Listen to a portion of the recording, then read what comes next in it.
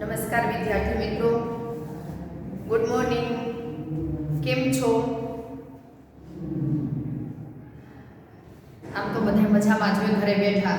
હવે ચિંતા એ છે કે સ્કૂલ ચાલુ થાય તો કેવી રીતે અહીંયા ભણશું, મજા આવશે કે નહીં મજા આવે એવું થાય. આમ તો હવે લગભગ તો કોર્સ પૂરો થવા આવ્યો છે એટલે કાંઈ ભણવાની એવી કાંઈ ચિંતા નથી કે રિવિઝન છે એની ચિંતા છે. તો હવે આપણે 9 પાઠ સુધી તો પૂરું થઈ ગયું અને એમાં આપણે પહેલો પાઠ લીધો હતો કે પહેલો છે એ આપણે છેલ્લે લઈશું, કેમ કે એમાં પત્ર છે એ આપણે છેલ્લે લઈએ તો કીધું યાદ રાખવામાં તકલીફ ન પડે એટલા માટે પત્રનો આપણે છેલ્લે વારો લીધો છે. તો હવે પહેલું પ્રકરણ છે પત્ર એવં ડાયરી. પત્ર અને ડાયરી, કે પત્ર કેવી રીતે લખાય અને ડાયરી છે એ કેવી રીતે લખાય એના વિશેની વાત આમાં કહેવામાં આવી છે. अपने से दूर बसे संबंधियों, मित्रों, परिवारजनों तथा विभिन्न अधिकारियों को पत्र लिखने की आवश्यकता रहती है. એટલે કે છે કે આપણાથી કોઈ દૂર સગા સંબંધીઓ રહેતા હોય કે કોઈ મિત્ર રહેતા હોય કે પરિવારના કોઈ સદસ્ય દૂર રહેતા હોય તો એના માટે આપણે એને પત્ર લખતા હોઈએ છીએ. पत्रों के द्वारा हम अपनी बात अत्यंत सुगमता से उन तक पहुंचा सकते हैं.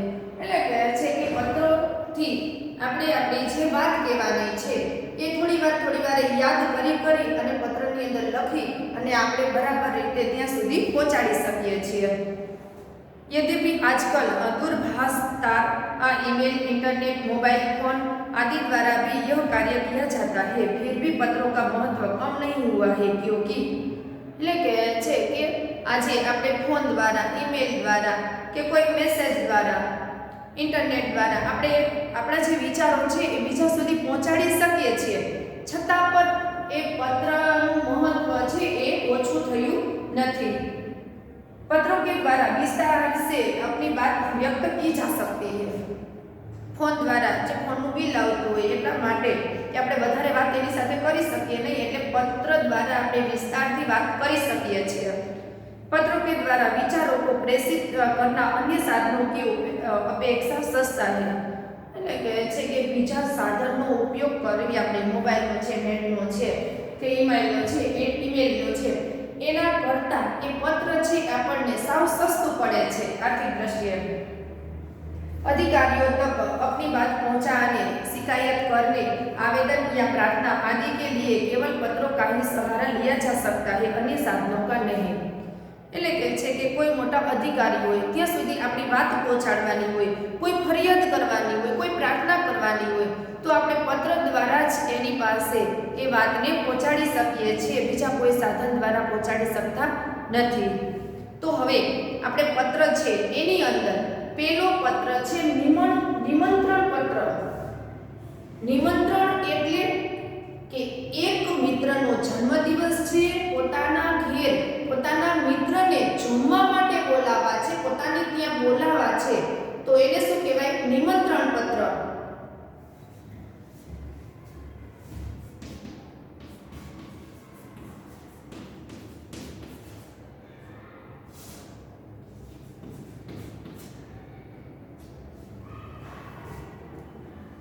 અને એનો વિષય છે जन्मदिन के अवसर पर उपस्थित रहने के लिए मित्र को निमंत्रण पत्र. કે જન્મદિવસના દિવસે પોતાનો મિત્ર તેને ત્યાં હાજર રહે એના માટે એને નિમંત્રણ પત્ર મોકલે છે. હવે એનું એડ્રેસ છે, પેલા છે ને આપણે એડ્રેસ આ બાજુ જ લખતા હતા, પણ હવે આ બાજુ લખવાની આપણને છૂટછાટ આપેલી છે. તો પત્ર સૌપ્રથમ કેવી રીતે લખવો કે જો આમાં છે એ જ એડ્રેસ હું લખું છું.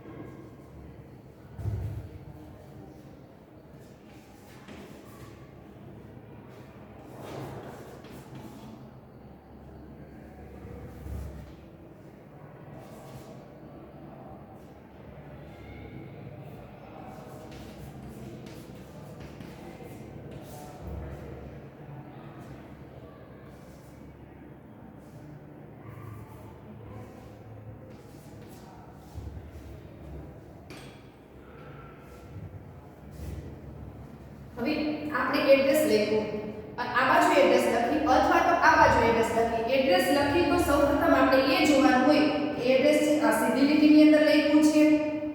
અહીંયાથી આ શરૂઆત કરીએ તો ત્યારે અહીંયાથી જ આપણે શરૂઆત કરવાની છે. અહીંયા ભલે લાંબુ ટૂંકું થાય પણ અહીંયા છે ને એક સરખી રીતે જો પેલા એ જે સોસાયટીનું નામ, પેલા એનું નામ, પછી સોસાયટીનું નામ, પછી જે ગામમાં રહેતો હોય ત્યાં, પછી તારીખ અને પછી પિનકોડ નંબર, એવી રીતે લખવાનું હોય છે. અને ત્યાર પછી જે આપણે સંબોધન કરતા હોઈએ છીએ કે પ્રિય મિત્ર સ્નેહલ,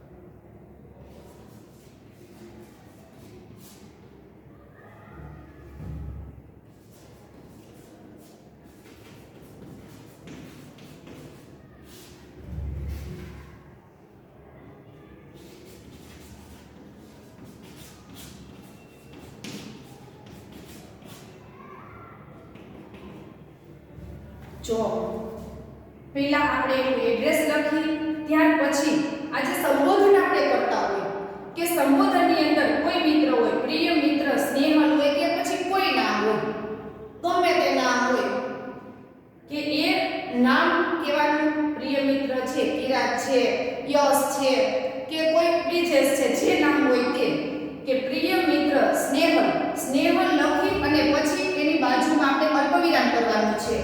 અલ્પવિરામ કરવાનું છે, આ ફરજિયાત છે. ત્યાર પછી સપ્રેમ સ્મરણ કે પ્રેમ સહિત તને યાદ કરું છું, એ સ્મરણ કર્યા પછી આ ખડી પાય છે, અહીંયા ફરજિયાત છે. ને ત્યાર પછી એની નીચેથી तुम्हें यह जानकर खुशी होगी कि अगले रविवार को मेरा जन्मदिन है. એટલે અહીંયાથી પછી આની નીચેથી જે ચાલુ કરી અને ત્યાર પછી આ બધું ચાલુ કરી પછી આગળનું જે વિષય વસ્તુ હોય એ આપણે અહીંયાથી નાખી આગળ લખવાનું હોય છે. એટલે આ જે સંબોધન છે એક તો સીધી લીટીની અંદર એડ્રેસ લખવું એ પણ ફરજિયાત છે, બરાબર શીખવા જેવું છે. ત્યાર પછી સંબોધન છે એ પણ બરાબર શીખવા જેવું છે કે અહીંયા અલ્પવિરામ ફરજિયાત છે, આ ખડી પાય છે એ ફરજિયાત છે. આની નીચેથી જ આ આવે. આ પત્રની અંદર આ અમુક મુદ્દાઓ છે એ ખાસ યાદ રાખવા જેવા હોય છે દરેક પત્રની અંદર. ત્યાર પછી આ પત્રની અંદર કહેવા માંગે છે કે तुम्हें यह जानकर खुशी होगी कि अगले रविवार को मेरा जन्मदिन है. એમ એક મિત્ર છે એ પોતાના મિત્ર જે સ્નેહલ છે એને કહે છે કે હવે તને ખબર જ હશે કે આવતા રવિવારે મારો જન્મદિવસ છે, એ જાણી અને તને પણ ખૂબ જ આનંદ થતો હશે. સાહિલ છે, સાહિલ એ સ્નેહલને પત્ર લખે છે. साहिल जन्मदिवस है એટલે इस बार तो छुट्टी के दिन ही मेरा जन्मदिन है, इसलिए मैं अपने सभी मित्रों को बुलाना चाहता हूँ और उन सबको आज निमंत्रण भेज रहा हूँ. એટલે કહે છે કે આ વખતે તો મારો રવિવારના કે રજાના દિવસે બર્થડે આવે છે, એટલે હું બધા જ મિત્રોને મારા ઘરે બોલાવવા માંગુ છું અને એની સાથે સાથે હું તમને બધાને નિમંત્રણ પણ પાઠવું છું. तुम जानते ही हो कि सालगिरह का दिन कितने आनंद का दिन होता है. कि तने खबर જ છે કે જન્મદિવસના દિવસે એ વ્યક્તિને કેટલો બધો આનંદ હોય છે. उस दिन हमारे कई रिश्तेदार भी यहाँ आएंगे. કે તે દિવસે મેં બધા મિત્રોને પણ બોલાવ્યા છે અને ઘણા બધા સંબંધીઓને પણ અહીંયા બોલાવ્યા છે. बिपिन, साजिश, प्रशांत, सानिया आदि सब अवश्य आएंगे. मैं चाहता हूँ कि तुम भी उस दिन यहाँ जरूर आओ. એટલે કહે છે કે મેં બિપિનને, સાનિયાને અને સાજિશને બધાને બોલાવ્યા છે. હું એવું ઈચ્છું છું કે તું પણ ચોક્કસ આવીશ. यदि तुम नहीं आओगे तो हम सबको बुरा लगेगा. એટલે કહે છે કે જો તું મારા બર્થડેના દિવસે નહીં આવ તો મને ખૂબ જ ખોટું લાગશે. हम तो उस दिन सारा समय आनंद से बिताना चाहते हैं. दिन भर भोजन, जलसा, खेल आदि होगा और रात को सिनेमा देखने के भी जाएंगे. એટલે કહે છે કે આપણે આખો દિવસ ખૂબ જ મોજ કરશું, ખાઈ પી અને જલસા કરશું, ખેલકૂદ એટલે કે છે કે રમશું અને બધા સાથે મળી અને મોજથી તે દિવસ પસાર કરશું અને સાંજના સમયે કે રાત્રિના સમયે આપણે બધા સાથે મળી અને ફિલ્મ જોવા જાશું। मुझे आशा है कि इस अवसर पर तुम जरूर आओगे और मेरे उत्साह और आनंद को बढ़ाओगे। आ साहिल છે એ સ્નેહલને કહે છે કે મન ખાતરી છે કે તું મારા જન્મદિવસને દિવસે ચોક્કસ આવીશ અને મારા જે આનંદની અંદર તું વધારો કરવા માટે મારે ત્યાં ચોક્કસ આવીશ। तुम्हारे माता पिता को सादर चरण स्पर्श એટલે કે છે કે એના માતા પિતાને પ્રણામ કરે છે। छोटे भाई कोमल और बहन संगीता को प्यार કે નાના ભાઈ કમલ અને નાની બેન સંગીતાને મારા વતી તું પ્રેમ કરજે। तुम्हारे आगमन की प्रतीक्षा करूंगा। तुम्हारा मित्र साहिल शाह એટલે કહે છે કે તું જ્યારે આવવાનો હોય કે તું તારી હું ખૂબ જ રાહ જોઈશ અને તારો મિત્ર છે એ સાહિલ શાહ આ પત્ર લખે છે।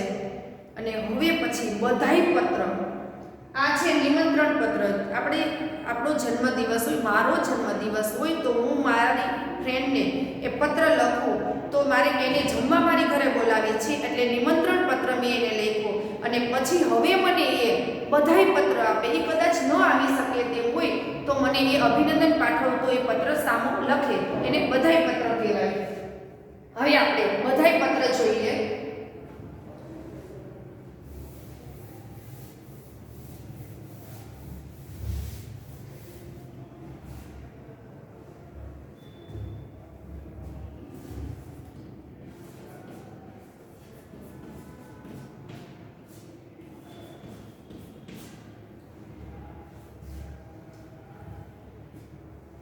બધાઈ પત્ર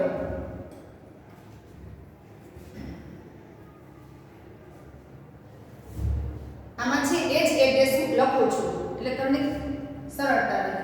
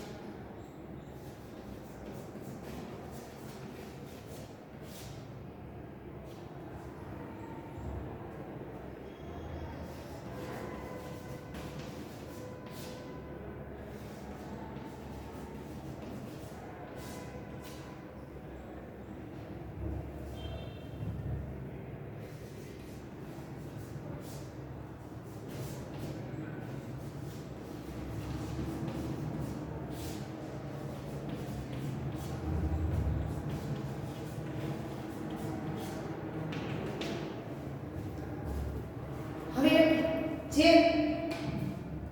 સાહિલ છે એને સ્નેહલને પત્ર લખ્યો હતો કે તું મારા જન્મદિવસના દિવસે તું ચોક્કસ મારે ત્યાં આવજે અને હવે સાહિલ છે એ પોતે સ્નેહલને પત્ર લખે છે કે એને જન્મદિવસના અભિનંદન પાઠવવા માટે એટલે કહે છે કે જન્મદિવસના અભિનંદન પાઠવવા માટે વળતો પત્ર એને લખે છે સામે। એટલે એ શું કહે છે કે એમાં પણ એવી જ રીતે જો પ્રિય મિત્ર સાહિલ અલ્પવિરામ सप्रेम स्मरण प्रेम सहित याद कल ही तुम्हारा पत्र मिला के साहिले पत्र लख्यो तो એટલે સ્નેહલને પત્ર મળી ગયો છે એટલે કે છે કે કાલે જ તારો પત્ર મળ્યો પછી આગળ જે આપણે વાંચવાનું છે એમાં એના માટે મેં ડોટ કરેલા છે એટલે કહે છે કે કલ ही तुम्हारा पत्र मिला तो हम सब बहुत खुश हुए કે એટલે તારો પત્ર મળ્યો એટલે અમે બધા ખૂબ જ આનંદમાં આવી ગયા। तुम्हारी सालगिरह और हमें तुम्हारा निमंत्रण भी मिला और यह जानकर विशेष प्रसन्नता हुई कि कल ही तुम्हारा सालगिरह है। એટલે કહે છે કે આ વખતે જન્મદિવસના દિવસે તે અમને નિમંત્રણ પાઠવ્યું તો એનાથી અમે ખૂબ જ રાજી થયા છીએ અને એ જાણી અને ખૂબ જ આનંદ થયો કે કાલે જ તારો જન્મદિવસ છે। इधर माँ कुछ दिनों से बीमार रहती है और पिताजी को तो सुबह 10 बजे भी दफ्तर जाना पड़ता है। એટલે કહે છે કે પોતે પોતાના મિત્રને ત્યાં જન્મદિવસને ત્યાં એ પોતે જઈ શકે તેમ નથી, એની મજબૂરી છે। એટલા માટે કહે છે કે અહીંયા થોડા દિવસથી આ માં છે એ ખૂબ જ બીમાર રહે છે અને પિતાજીને તો 10 વાગે એટલે ઓફિસે, દફતર એટલે ઓફિસ કે ઓફિસે જવું પડે છે। दर्शना को भी सुबह स्कूल जाना पड़ता है और वह तो है भी छोटी। એટલે કહે છે કે એની નાની બેન છે દર્શના, એને સવારમાં સ્કૂલે જવું પડે છે અને આમે એ તો સાવ નાની છે। इसी कारण घर का बोझ मुझ पर ही है। એટલે કહે છે કે અત્યારની આ પરિસ્થિતિના ઘરની બધી જવાબદારી છે એ મારા ઉપર છે। अब तुम ही कहो यह सारा बोझ किसको सौंपकर तुमसे आ मिलूं? मेरे दिल में तो बहुत होता है कि इस शुभ अवसर पर उठकर तुम्हारे पास आऊं। એટલે કહે છે કે હવે તું જ મને કે આ બધી જવાબદારીઓ કોને સોંપીને આવું તારી પાસે? તારી પાસે આવવાની મને ખૂબ જ ઈચ્છા થાય છે કે હું તારી પાસે ઉડીને પણ તારી પાસે થોડી વાર તને મળીને પાછો આવતો રહું, એવી ઈચ્છા થાય છે। આનંદ મોજ કરવાની અને તારા આ જે બર્થડેની અંદર તારા જન્મદિવસની સાથે તારી સાથે મોજ કરવાની કોને મજા ન હોય? એટલે કહે છે કે મને ખૂબ જ તારી પાસે આવવાની ઈચ્છા થાય છે પણ મજબૂરીને કારણે હું આવી શકું તેમ નથી। परंतु घर की स्थिति का विचार करके विवश हो जाता हूँ और मन करते हुए भी नहीं आ सकता। એટલે કહે છે કે ઘરની આવી હાલત જોઈ અને વિચાર કરું છું કે લાચાર, વિવશ એટલે લાચાર, કે હું લાચાર થઈ જાઉં છું અને મનમાં ઈચ્છા છે છતાંય હું ત્યાં આવી શકું તેમ નથી। तुम तो अब 1 साल बड़े हो गए हो, इस अवसर पर मैं तुम्हें बधाई क्यों न दूं?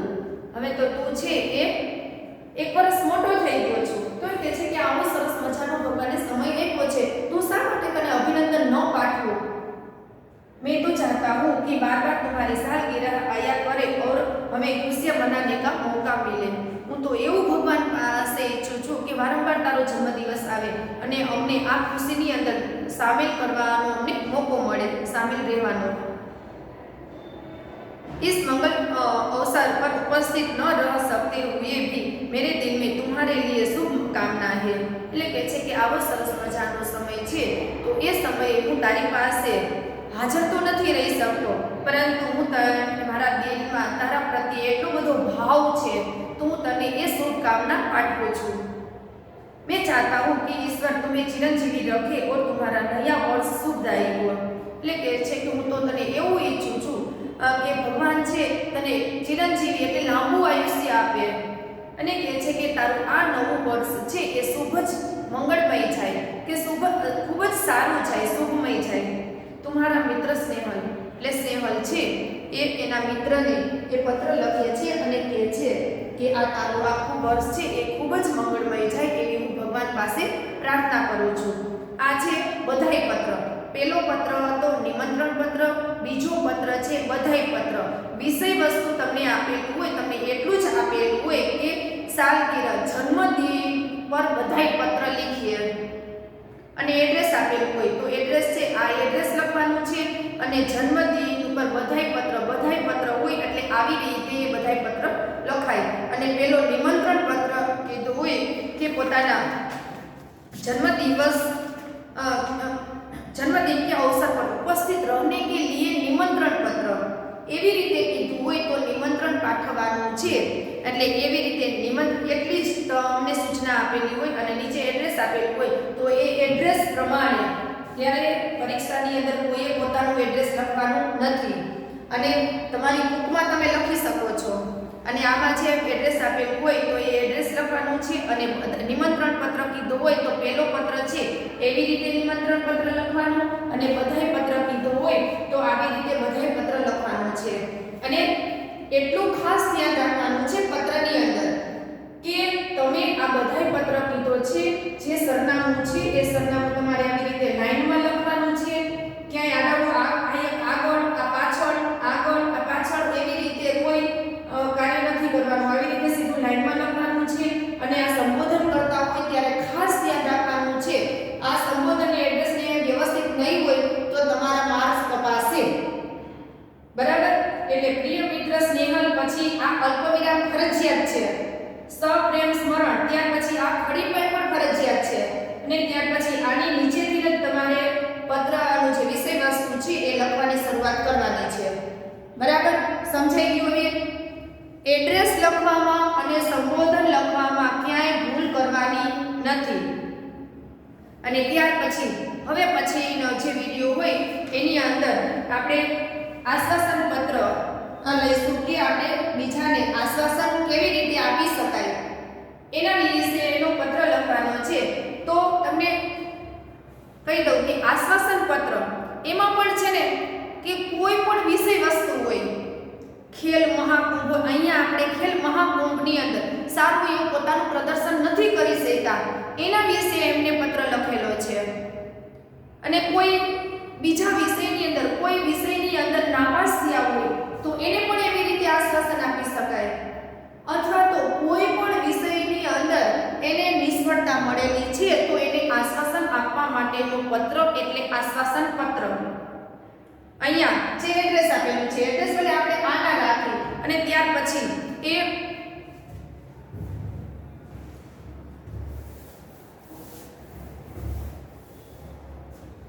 એડ્રેસ ગમે તે હોય એનાથી આપણે કોઈ મતલબ નથી. અને ત્યાર પછી જો પ્રિય સખી જાગૃતિ,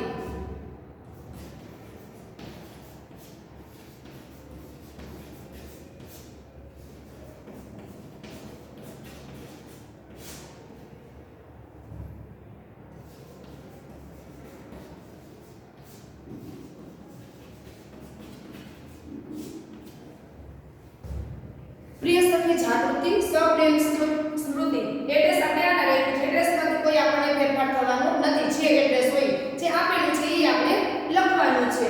પ્રિય સખી જાગૃતિ એની બાજુમાં થઈ ગયું અલ્પવિરામ. સપ્રેમ સ્મૃતિ, સ્મૃતિ એટલે યાદ, કે પ્રેમ સહિત તને યાદ કરું છું. आज तुम्हारे पिताजी से फोन द्वारा पता चला कि तुम खेल महाकुंभ में चक्र के प्रतियोगिता में असफल हुई हो. એટલે કે છે કે આજે તારા પિતાજીએ મને ફોન કર્યો તો એના દ્વારા મને માહિતી મળી કે તું ખેલ મહાકુંભની અંદર ચક્ર ફેંકની એવી પ્રતિયોગિતાની અંદર એ સ્પર્ધાની અંદર તું પોતાનું સારું એવું પ્રદર્શન કરી શકી નથી. इस समाचार से मुझे बहुत दुख हुआ कि तुम्हारा इस प्रतियोगिता में प्रदर्शन अच्छा नहीं रहा. એટલે કે છે કે એનાથી મને પણ ખૂબ જ દુઃખ થાય છે કે તું આ ખેલ મહાકુંભની અંદર तारू એવું સારું પ્રદર્શન કરી શકી નથી. हमने तुमसे बहुत बड़ी आशा लगा रखी थी कि तुम जिले में प्रथम आओगी. मैं तो तारा तरफથી એવી મજાની આશા રાખી હતી કે આ વખતે તો તું ખૂબ જ મહેનત કરીશ એટલે જિલ્લાની અંદર તું પ્રથમ આવીશ. प्रिय सखी, खेल में हमेशा जीतना ही महत्वपूर्ण नहीं होता. अब तो कुछ होने वाला था जो हो गया, इसलिए उसका शोक न करना चाहिए और इस असफलता से निराश भी नहीं होना चाहिए.